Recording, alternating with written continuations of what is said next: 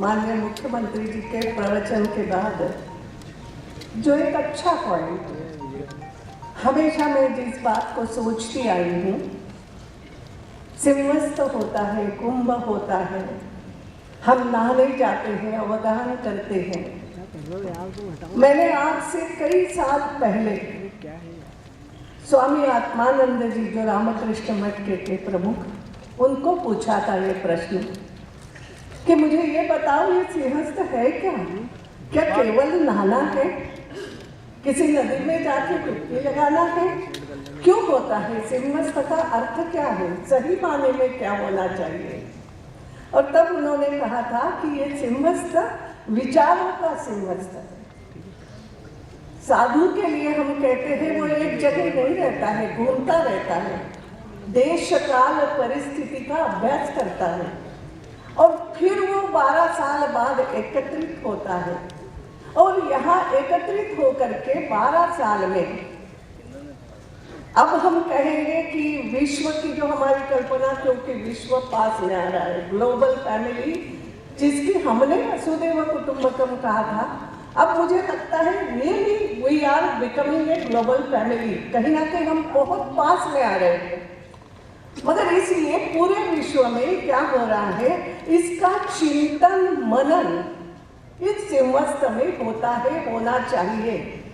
और फिर आने वाले 12 साल में हमारे लिए क्या नियम हो सकते हैं हमारे जीवन के लिए, इन सभी बातों की चर्चा सिंहस्थ में होना, ये उस समय उन्होंने कहा था।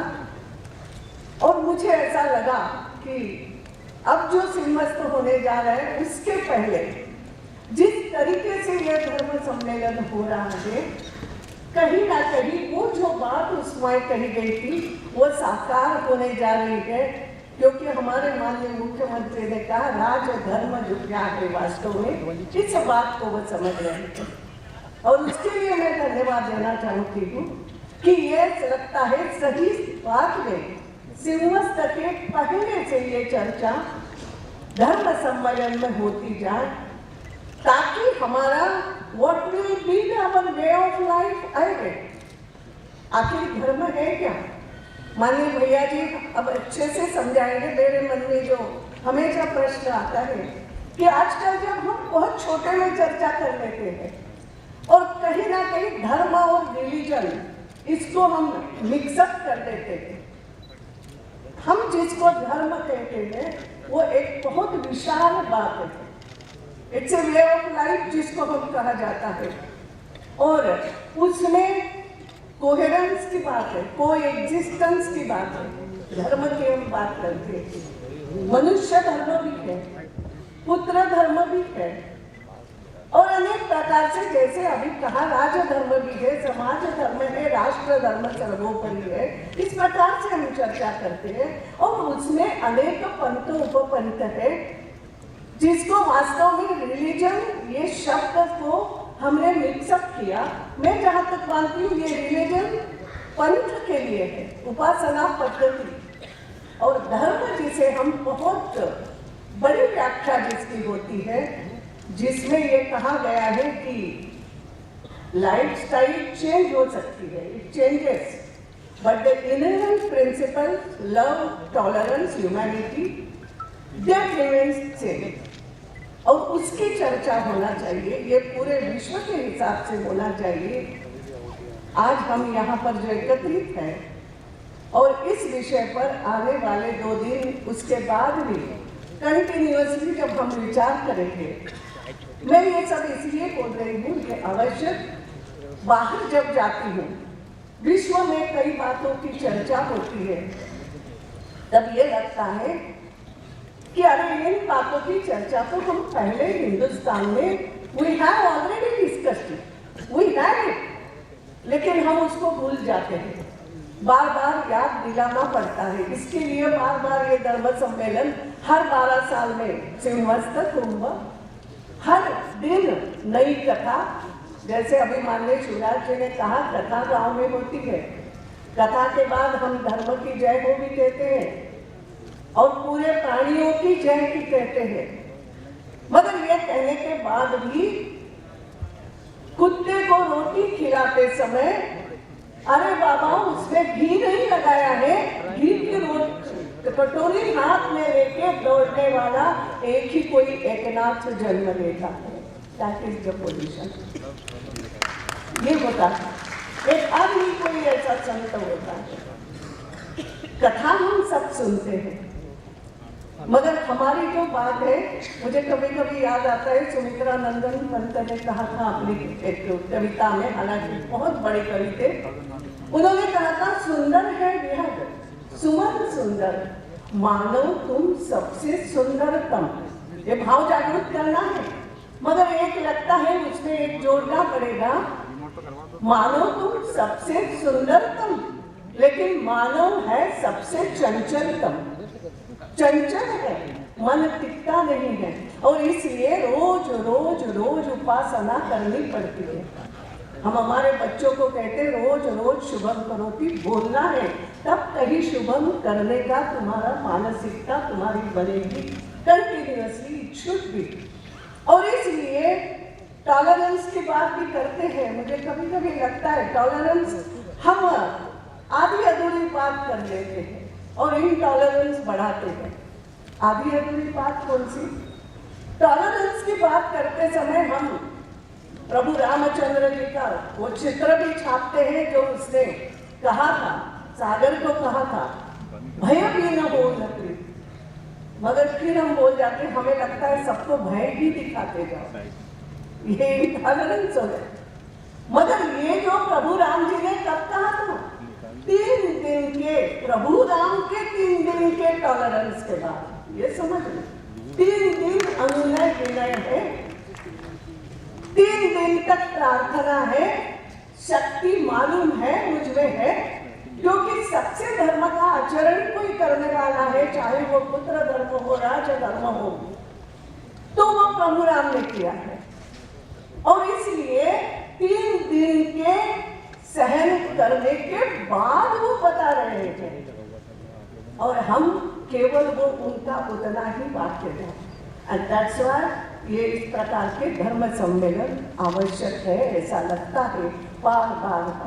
मैं आपको केवल 2 ही बातें बताऊंगी, क्योंकि भैया जी को सुनना है। मगर मैं अभी जब बाहर गई थी, बाहर जब चर्चा होती है, और आजकल ऐसा होने लगा है जो चर्चा हम भी करते आ रहे हैं, अभी क्लाइमेट चेंज की बात आ रही है, बहुत जोर शोर से क्लाइमेट चेंज की चर्चा हो रही है। तो मैंने कहा कि हमने तो ये हमारे धर्म में जोड़ा, हमने श्रद्धा से जोड़ा है हिंदुस्तान में। क्लाइमेट चेंज की हमें इसलिए बात अभी नहीं करना पड़ रही बिकॉज द वर्ल्ड हमें भी करना पड़ रही है, लेकिन कहीं ना कहीं हम हमारी बात भूलते गए, क्योंकि हमने ये पर्यावरण को हमारे धर्म से जोड़ा है। क्योंकि श्रद्धा होना चाहिए। हमारे बच्चों का जन्म से हम बोलते उस समय अलग है। बचपन में हमें बताया गया था रात को जाना मत पेड़ के पास, हाथ मत लगाना, रात को फूल मत तोड़ना। क्यों?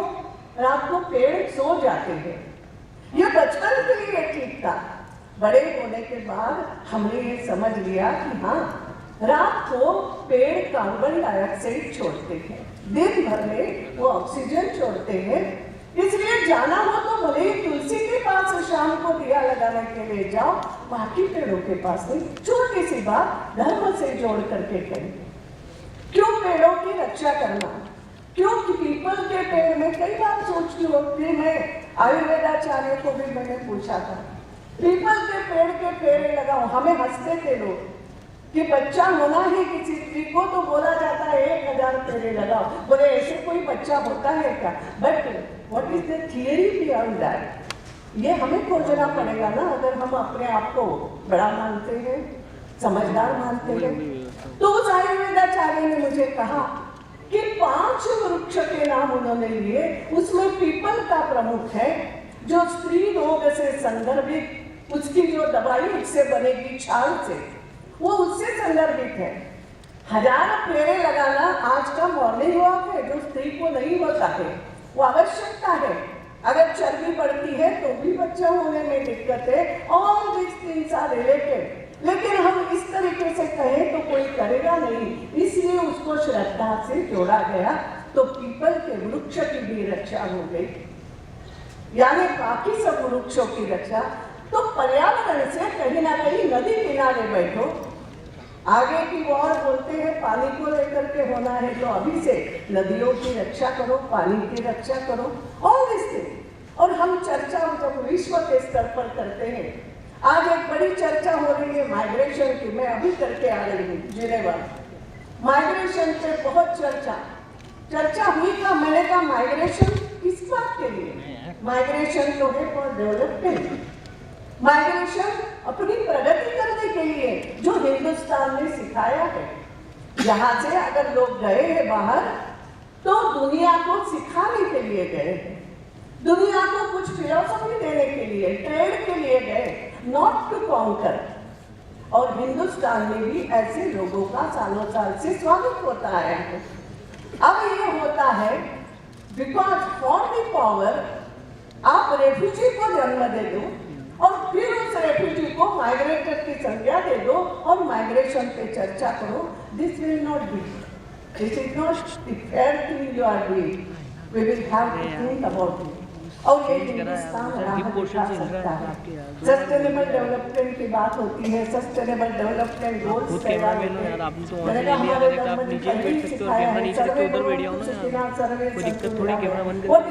दिस इज सस्टेनेबल डेवलपमेंट, सबके लिए है। और इसलिए यहाँ पर ये जो चर्चा सब हो रही है, मुझे लगता है रियली समथिंग, एक अच्छी बात को सोच के हम बात कर रहे हैं। आने वाला सिंहस्थ ध्यान में रखते हुए ये कोई एक्सिस्टेंस, क्लाइमेट चेंज में धर्म और पर्यावरण या टॉलरेंस, और सबसे बड़ी बात जो ह्यूमैनिटी, लव और इस ह्यूमैनिटी को टिकाने की बात है, ये कैसे कही गई है, उसको श्रद्धा पूर्वक कैसे जतन करना है। ये कभी लगता है कि अगर सही अर्थ में हमारे धर्म का अभ्यास होगा, उसको अगर हम दुनिया को बताएंगे, तो सही अर्थ में हमारा सिंहस्थ, हमारे कुंभ, हमारा ये विचारों का कुंभ, ये सार्थक होके हमने जो बात कही थी कुर्णवंतो विश्वम आर्यम, दैट डजंट मीन आर्य कोई जाति नहीं है, हम वो भी भूलते जाते हैं। आर्य एक सभ्य समाज की कल्पना है, और सभ्य समाज को, पूरे समाज को विश्व के सभ्य करना है, तो कहीं ना कहीं इस फिलॉसफी का आधार लेकर का आगे बढ़ना है। इसलिए आज तो मुझे यहाँ केवल इसके उद्घाटन के लिए बुलाया। स्पीकर है नॉट टू स्पीक मोर, चाहिए तो not to speak at all, only to say okay चुप रहो। But here I have not come to say you keep quiet, no, discuss with your heart, discuss for the good of the not only nation but the good of global अच्छी बात के लिए जरूर हम discussion करें, जिस discussion से कुछ ना कुछ अमृत निकले विचारों का, और वो अमृत फिर वो अगर जाता है उज्जैन तक पहुंचेगा, वहां फिर जो बड़ी चर्चा होगी, चर्चा होना चाहिए, अवगाहन विचारों में होना चाहिए। केवल पानी में अवगाहन करने से नहीं चलेगा, उस पानी के लिए भी श्रद्धा होते हुए अगर नहाएंगे तो शरीर साफ होता है, वैसे विचारों पर श्रद्धा रख के अवगाहन करेंगे तो मन साफ होगा। ये दोनों बातें सार्थक हो जाएगी। और इसलिए आज ऐसे इस सम्मेलन का उद्घाटन करते हुए बहुत आनंद हो रहा है। धन्यवाद।